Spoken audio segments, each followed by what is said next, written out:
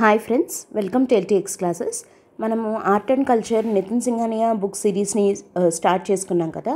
దాంట్లో భాగంగా introduction class చెప్పుకున్నాం అండ్ ఇండస్ వ్యాలీ సివిలైజేషన్ టైంలో ఉన్నటువంటి ఆర్కిటెక్చర్ అండ్ దాని స్కల్ప్చర్ అండ్ పాటరీని కూడా డిస్కస్ చేసుకోవడం జరిగింది. అండ్ ఇవాళ మన క్లాస్లో మౌర్యన్ ఆర్ట్ అండ్ ఆర్కిటెక్చర్ని డిస్కస్ చేసుకోబోతున్నాము. Very very important topic in culture, both for prelims as well as for mains. So let us start the session. Before going to start it, ఒక important announcement from LTX classes ఏంటంటే, block buster offer కింద UPSC infinity programme మీకు యాక్చువల్గా course fee అయితే 60,000 rupees అనమాట. కానీ మీకు 1st April నుంచి కొత్త బ్యాచెస్ స్టార్ట్ అవుతున్నాయి. కాబట్టి ఈ మంత్ ఎండింగ్ లోపు, అంటే 31st మార్చ్ 2024 లోపు మీరు కనుక యూపీఎస్సీ ఇన్ఫినిటీ ప్రోగ్రామ్కి సబ్స్క్రైబ్ చేసుకున్నట్టయితే you can get this course only for 48,000 rupees. That to with life time validity మీకు ఈ కోర్స్ రావడం జరుగుతుంది.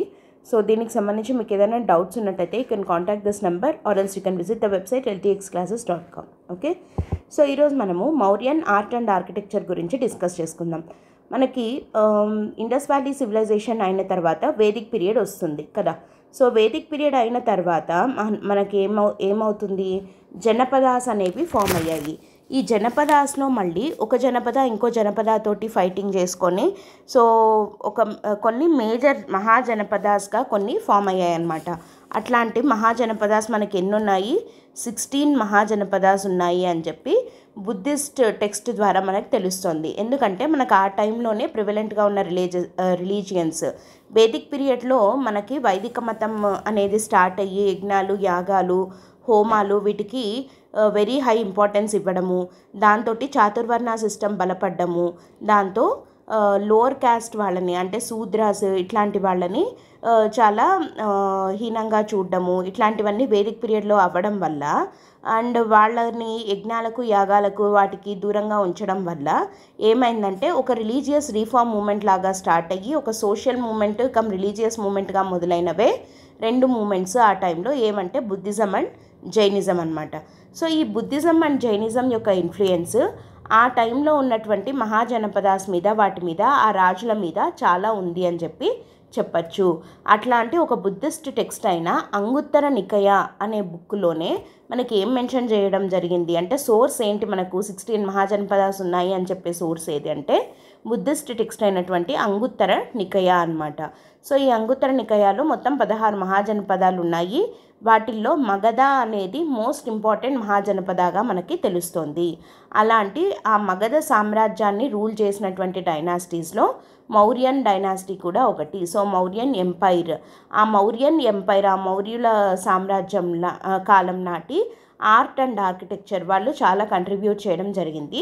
సో కాబట్టి మనము ఇండస్ వ్యాలీ తర్వాత we're moving on to the Mauryan art and architecture అనమాట. సో మౌర్యన్ ఆర్ట్, వీళ్ళ కాలంలో ఆర్ట్ అనేది ఎలా ఉండింది అని అంటే 2 రకాలుగా డివైడ్ చేయొచ్చు. ఒకటి వచ్చేసి కోర్ట్ ఆర్ట్, రెండోది వచ్చేసి పాపులర్ ఆర్ట్. కోర్ట్ ఆర్ట్లో ఏమేమి ఉంటాయి అంటే ప్యాలెసెస్, పిల్లర్స్, స్తూపాస్ ఉంటాయి. పాపులర్ ఆర్ట్లో కేవ్స్, పాటరీస్, స్కల్ప్చర్స్ ఉంటాయి. ఓకే, సో ఈరోజు మనము ఈ సెషన్లో court art during the time of Mauryans గురించి మనం డిస్కస్ చేసుకోబోతున్నాం. అంటే మౌర్యుల కాలం నాటి ప్యాలెసెస్ ఎలా ఉండేవి, పిల్లర్స్, స్తూపాస్, వీటి గురించి డిస్కస్ చేద్దాం. అండ్ వీటి మీద ప్రీవియస్ క్వశ్చన్స్ కూడా అడగడం జరిగింది. సో కాబట్టి కొంచెం జాగ్రత్తగా వినాల్సిన ఇంపార్టెంట్ టాపిక్ అనమాట ఇది. ఓకే, సో కోర్ట్ ఆర్ట్ అంటే ఏంటి, పాపులర్ ఆర్ట్ అంటే ఏంటి అంటే, first of all court art గురించి మనం చూద్దాము. కోర్ట్ ఆర్ట్ అంటే పేర్లో ఉంది కదా, కోర్ట్ అంటున్నాము అని అంటే it was commissioned by the Mauryan rulers. అంటే రాజులు కట్టించే ఆర్కిటెక్చర్ ఏదైతే ఉంటుందో దాన్ని కోర్ట్ ఆర్ట్ అని, అలా కాకుండా జనరల్గా ప్రజలు కట్టించుకునేవి ఉంటాయి కదా, సో వాటిని అంటే జనాలు కట్టేవేవి కేవ్స్ కానీ లేదా పాటరీస్, స్కల్ప్చర్స్ ఇట్లాంటివన్నీ కూడా పాపులర్ ఆర్ట్. అంటే పీపుల్ కట్టేది కాబట్టి పాపులర్ ఆర్ట్, రాజులు కట్టేది కాబట్టి దాన్ని కోర్ట్ ఆర్ట్ అని చెప్పి డివైడ్ చేసి చదువుతున్నాం అనమాట. ఇది జస్ట్ మనకి ఈజీగా ఉండడం కోసం. ఇప్పుడు ఏదైనా మౌర్యన్ ఆర్ట్ గురించి రాయమని మెయిన్స్లో క్వశ్చన్ వచ్చినా కూడా మనము ఇన్ ద వెరీ ఇంట్రడక్షన్ ఇట్లా కొంచెం నీట్గా డివైడ్ చేసేసి రాస్తే ఒక స్ట్రక్చర్డ్ వేలో ఉంటుంది ఆన్సర్. సో ఎగ్జామినర్కి మంచి ఇంప్రెషన్ అనేది కలుగుతుంది అనమాట. సో కోర్ట్ ఆర్ట్ అంటే it is commissioned by the Mauryan rulers. And ఈ కోర్ట్ ఆర్ట్ కింద there are large number of architectural works.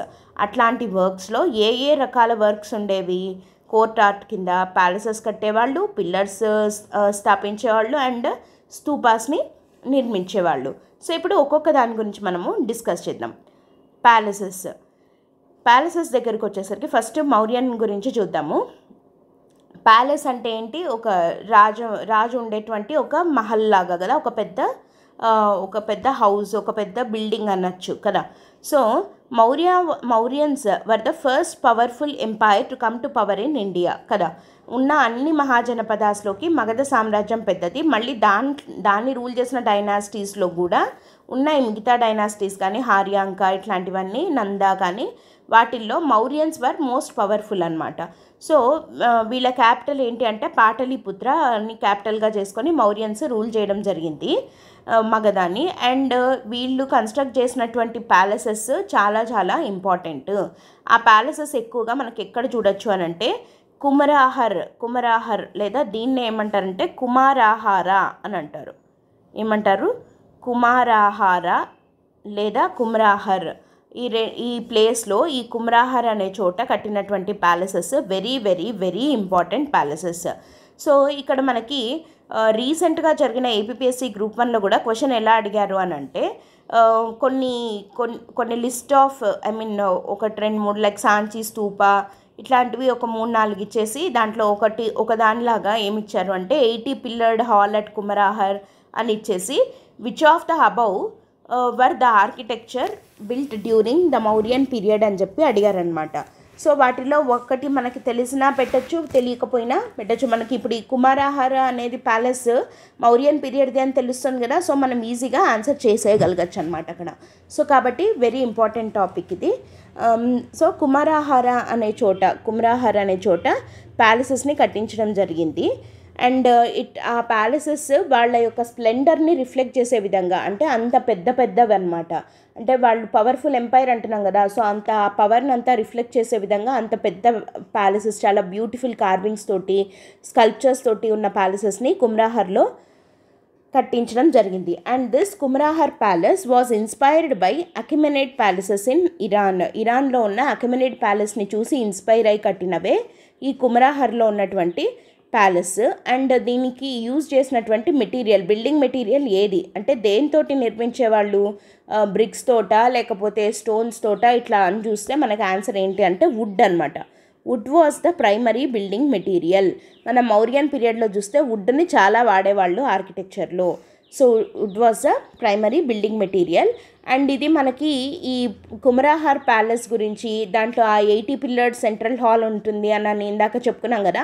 అదంతా మనకి ఎలా తెలుస్తుంది అని అంటే because of the description given by Megasthenes in his book Indica. Megasthenes అంటే ఎవరు? సెల్యూకస్ నికేటర్ పంపిస్తే మెగస్థనీస్ అశోక దగ్గరికి వచ్చాడు కదా, చంద్రగుప్త మౌర్య దగ్గరికి వచ్చాడు కదా.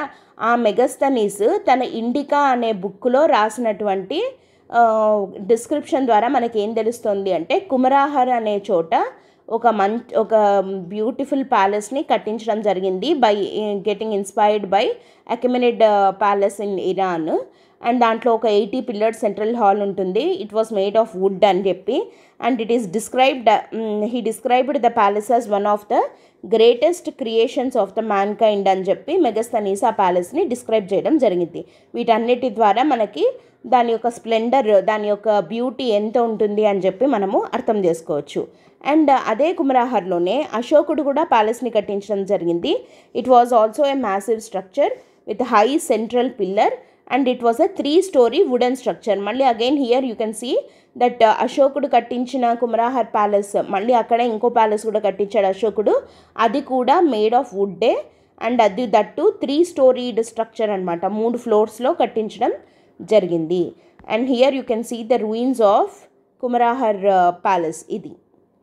ఇది కుమరాహర్ ప్యాలెస్ యొక్క రూయిన్స్ అనమాట. ఓకే, సో ఇవి మౌర్యన్స్ టైంలో ఉన్నటువంటి ప్యాలెసెస్కి సంబంధించిన information. Let us move on to the second one, pillars. వీళ్ళ టైంలో పిల్లర్స్ ఎలా ఉండేవి? Pillars were generally made up of Chunar sandstone అనే దాంతో తయారు చేసేవాళ్ళు అనమాట. శాండ్స్టోన్ అని అంటాం కదా మనము. సో అట్లా చునార్ శాండ్స్టోన్ తోటి తయారు చేసేవాళ్ళు. And it comprises of a shaft and a capital. ఇది I will show you.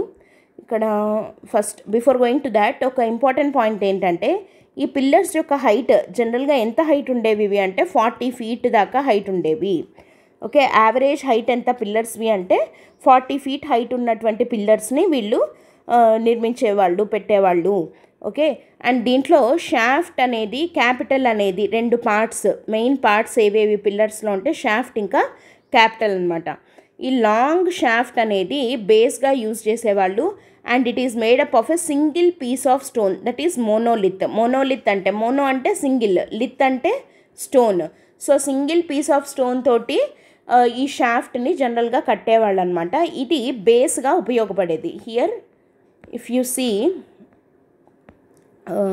1 second, ఇది ఉంది కదా, ఇక్కడ నుండి కింద వరకు, ఇక్కడ పిక్చర్లో పూర్తి రాలేదు, ఇక్కడ నుండి కింద వరకు ఉండే ఈ పార్ట్ ఉంది కదా, దీన్ని షాఫ్ట్ అని అంటారు.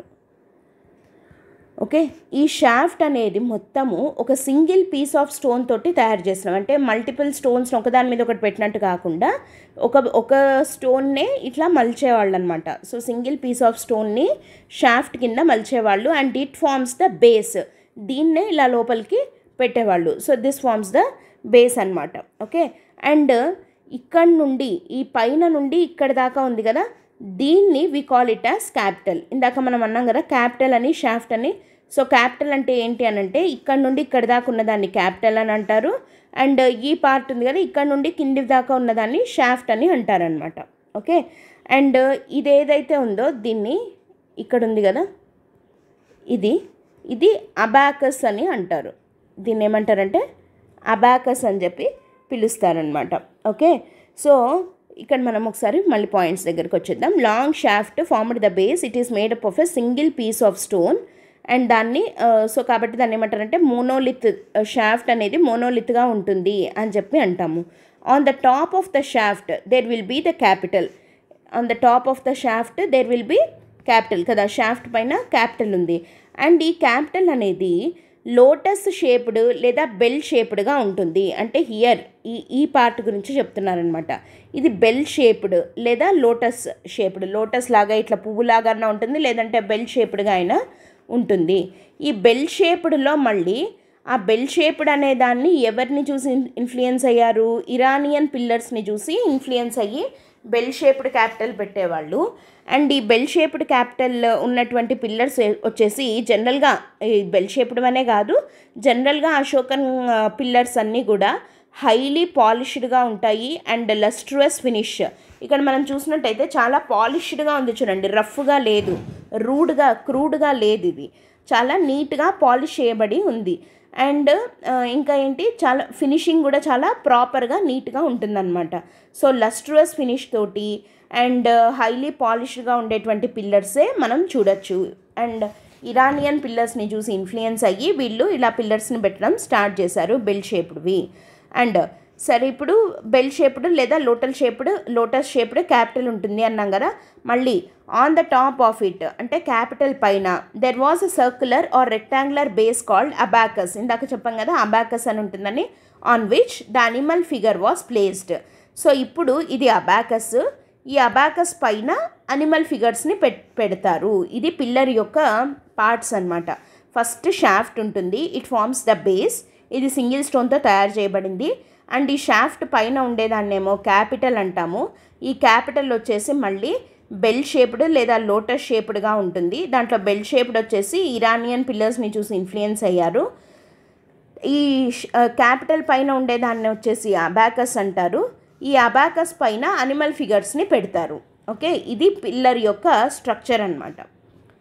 అండ్ ఇప్పుడు పిల్లర్స్ గురించి ఇంకొక పాయింట్ ఏం చెప్పాలి అని అంటే, పిల్లర్స్ మీద ఇన్స్క్రిప్షన్స్ని చెక్కడం స్టార్ట్ చేసిండేది అశోకుడు. The inscriptions on pillars are a symbol of the state or to commemorate the battle victories. జనరల్గా ఈ పిల్లర్స్ని ఎందుకు నాటేవాళ్ళు, పిల్లర్స్ని స్థాపించేవాళ్ళు అన్నాం కదా.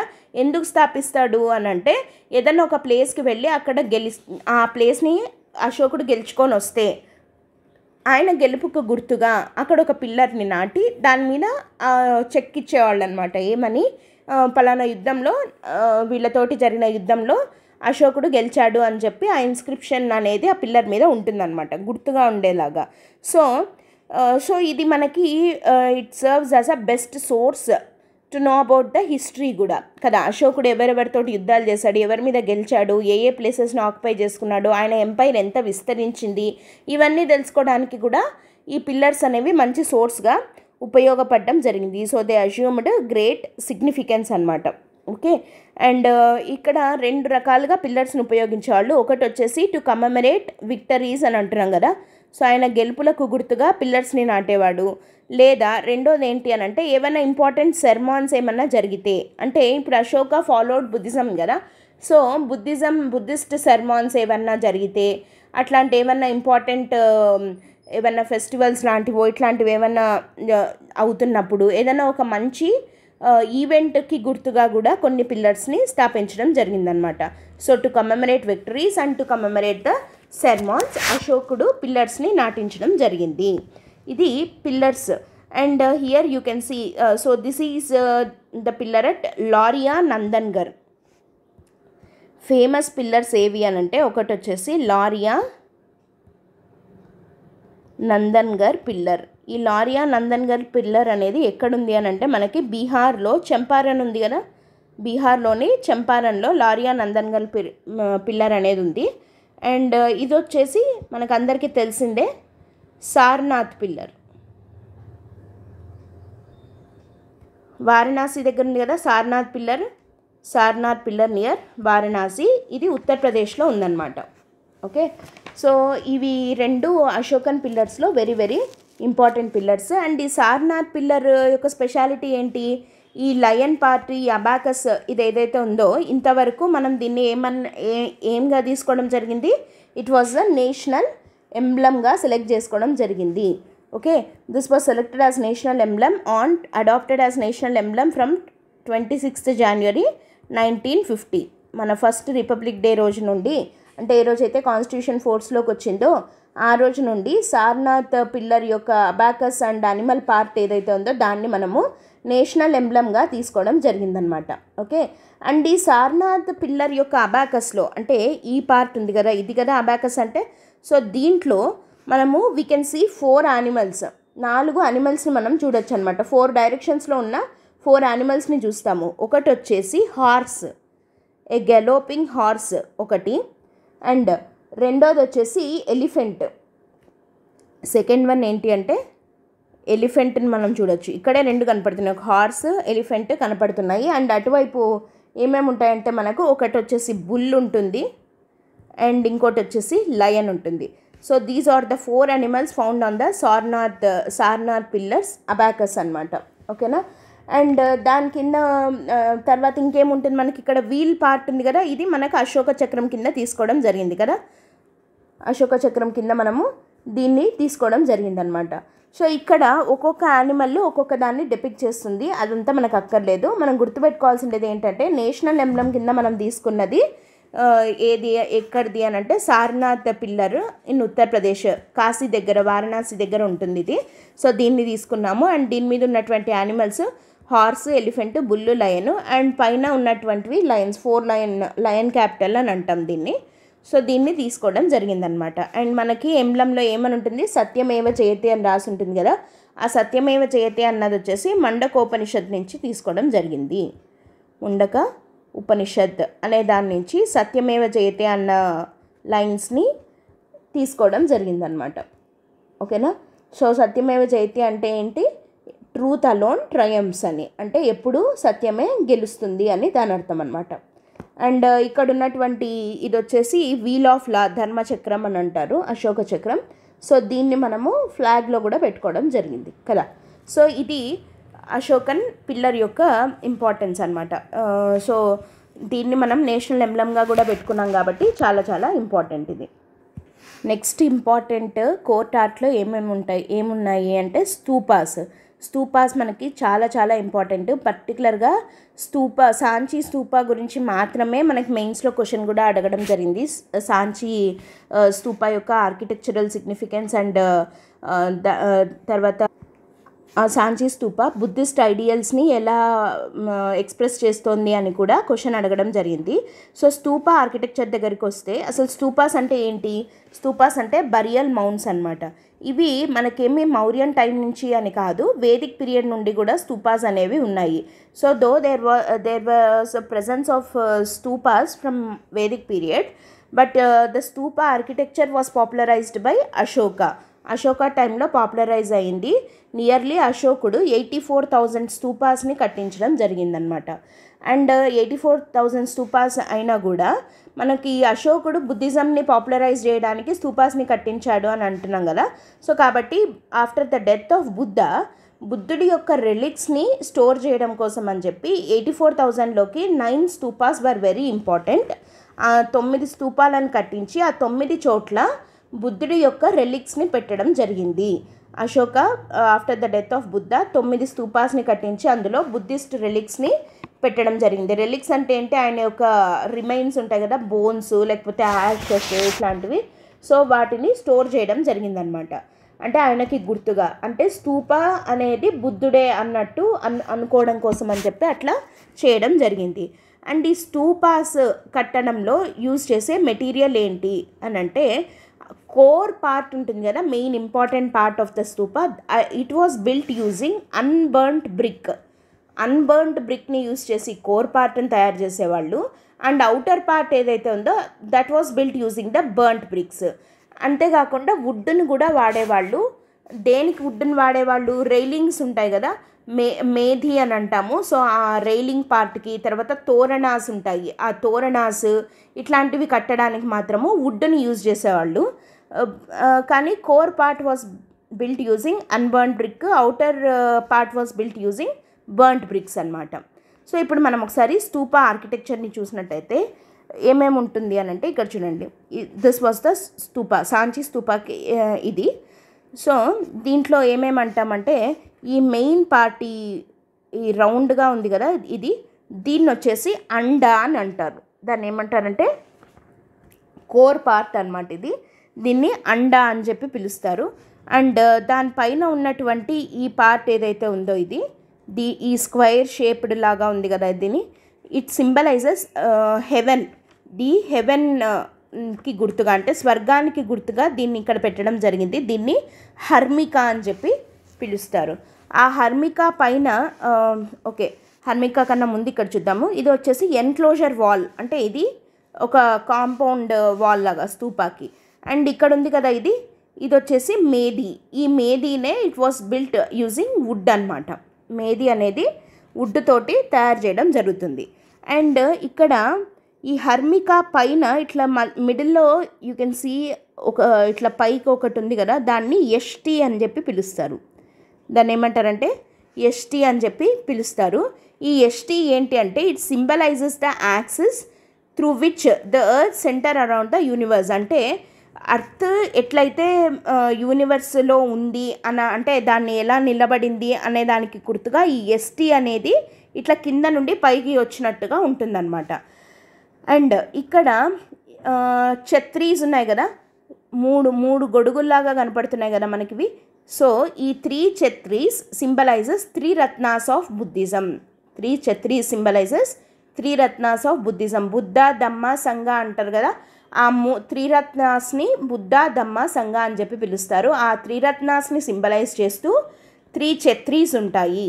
అంటే ఓవరాల్గా దీని అర్థం ఏంటి అని అంటే, 3 రత్నాస్ ఆఫ్ బుద్ధిజం అనే దాని చుట్టూ మనం గనక తిరిగితే, అంటే దాన్ని గనక మనం ఫాలో అవుతే, ఈ అండ అంటే లైక్ ఈ యూనివర్స్ ఇట్లాంటి వాటన్నిటి నుంచి మనం సాల్వేషన్ని పొంది వీ కెన్ రీచ్ హెవెన్ అన్నది స్తూప యొక్క ఐడియాలజీ అనమాట.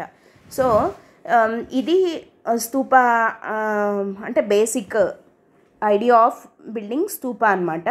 సో దీన్ని అండ అంటారు. అండ్ ఇది ఉంది కదా, దీన్ని తోరణ. ఈ తోరణాస్ అనేవి యాక్చువల్గా ఫస్ట్ ఇనీషియల్గా వచ్చేసి ఇవి వుడ్ తోటి తయారు చేసిన తోరణాస్.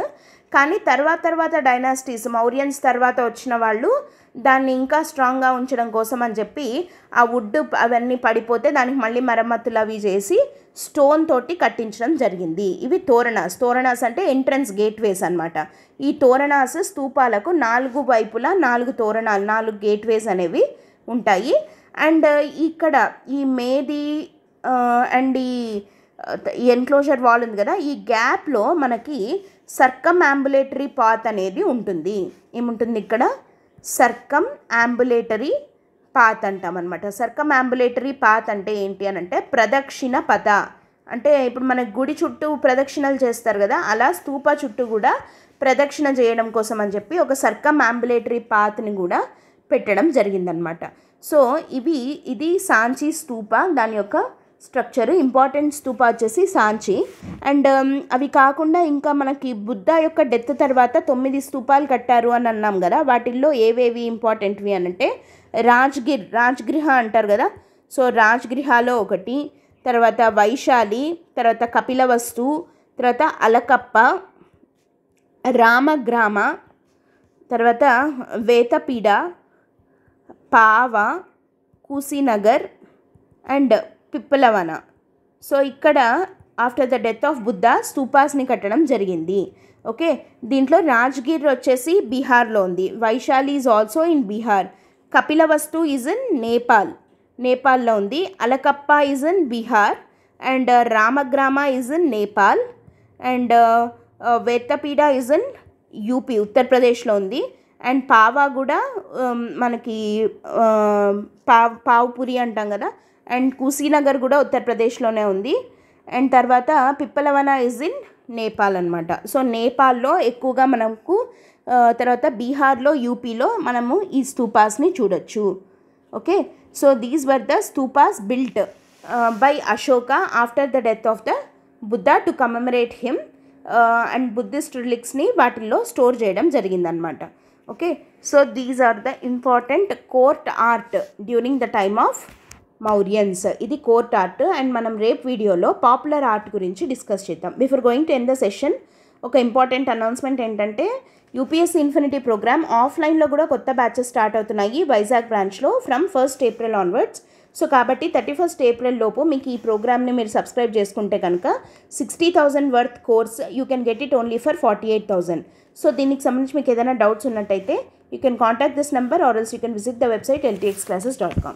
That's it for today friends. Thanks for listening. All the best.